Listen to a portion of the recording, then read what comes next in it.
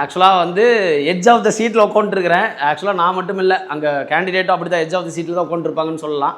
ஏன்னா அந்தியூர் தொகுதியில் கிட்டத்தட்ட 18 சுற்றுகள் முடிஞ்சிருச்சு. 18 சுற்றுகள் முடிவில் எப்படின்னு பார்த்துட்டிங்கன்னா, கிட்டத்தட்ட மும்முனை போட்டி. அந்த நம்ம என்ன சொன்னமோ அதே தான். அந்த 50,000 ஓட்டு அப்படின்னு சொல்லியிருந்தோம். கிட்டத்தட்ட 3 கட்சிகளும் 50,000, அதிமுகவும் 50,000 குறையாது, திமுகவும் 50,000 குறையாதுன்னு சொல்லியிருந்தோம். அந்த 3வது சினேரியோவில் டிவிக்கே 50,000 மேலே வந்துச்சுன்னா எப்படி வேணாலும் ரிசல்ட் மாறலான்னு சொல்லியிருந்தோம்.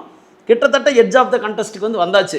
இப்போது எப்படின்னு பார்த்துட்டிங்கன்னா, 18 சுற்றுகள் முடிவில் அப்படிங்கிற ஒரு நிலைமையில் கிட்டத்தட்ட அண்ணா திராவிட முன்னேற்ற கழகம் 54,507 வாக்குகளோட முதலிடத்தில், திமுகவோட 1,310 வாக்குகள் வந்து முன்னிலை பெறுது. திமுக 53,197 வாக்குகளோட 2ஆம் இடத்தில் இருக்குது. தமிழக வெற்றிக் கழகமானது 52,278 வாக்குகள். இவங்க வந்து கிட்டத்தட்ட 2,229 வாக்குகள் வந்து கீழே இருக்கிறாங்க.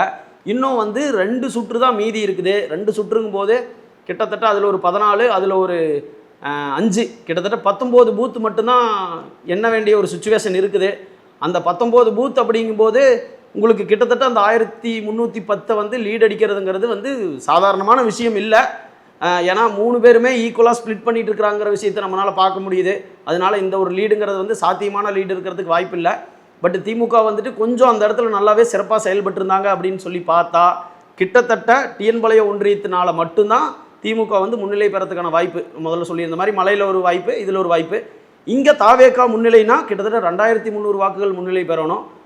கணிசமான பூத்துகள் இருக்கிறதுனால தாவேக்கான வாய்ப்பு வந்து என்னை பொறுத்தளவுக்கு இந்த இந்த ரேஸ்லேருந்து கொஞ்சம் வெளியில் போன மாதிரி தெரியுது. பார்ப்போம்.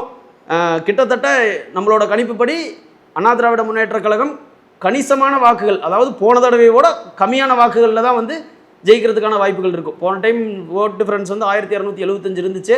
இந்த தடவை அதை விட வந்து கம்மியான வாக்குகள் வந்து டிஃப்ரென்ஸ் இருக்குங்கிற மாதிரி தோணுது. பார்ப்போம் எப்படி இருக்குது அப்படின்னு சொல்லிட்டு. Stay tuned.